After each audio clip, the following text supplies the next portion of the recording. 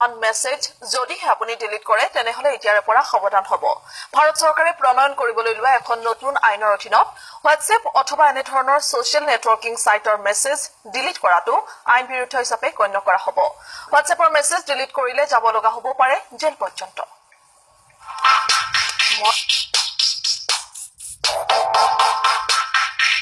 আপুনি হোৱাটছআপ ব্যৱহাৰ কৰে নেকি? আপুনি যদি হোৱাটছআপ ব্যৱহাৰ কৰে আপোনাৰ হোৱাটছআপৰ একাউণ্টত এতিয়া চৰকাৰৰ নজৰ।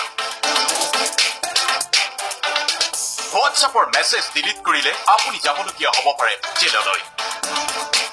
আচৰিত নহ'ব, এনে এক কৰ্মকাণ্ডই হ'বলৈ গৈ আছে আপোনাৰ মোৰ দেশ ভাৰতবৰ্ষত।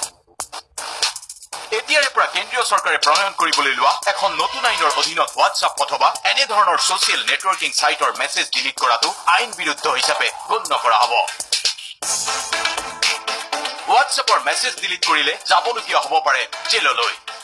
নিজৰ ইচ্ছামতে ডিলিট কৰিব নোৱাৰিব হোৱাটছএপৰ মেছেজ। 90 দিনৰ পূৰ্বে মেছেজ ডিলিট কৰিব নোৱাৰিব। ভাৰত চৰকাৰে প্ৰণয়ন কৰিবলৈ লোৱা চৰকাৰৰ নেশ্যনেল এনক্ৰিপশ্যন টেকনলজি আইনৰ আধাৰত 3 মাহলৈ মেছেজ ৰখাটো বাধ্যতামূলক হ'ব। অৰ্থাৎ 90 দিনৰ পূৰ্বে মেছেজ ডিলিট কৰিলে হ'ব পাৰে আইনী ব্যৱস্থা। গুগল হেংআউট, এপলৰ আই মেছেজতো একেই ব্যৱস্থা হ'ব। মূলতঃ কোনো বিষয়ত চৰকাৰে তদন্ত কৰিব খুজিলে আপুনি দেখুৱাব লাগিব হোৱাটছআপৰ 90 দিনৰ শেহতীয়া মেছেজ। চৰকাৰে প্ৰণয়ন কৰিবলৈ লোৱা এই নতুন আইনৰ অধীনত বিজনেছ আৰু ই-কমাৰ্চৰ ছাইটৰ বিভিন্ন মেছেজসমূহো ডিলিট নকৰাকৈ ৰাখিব লাগিব।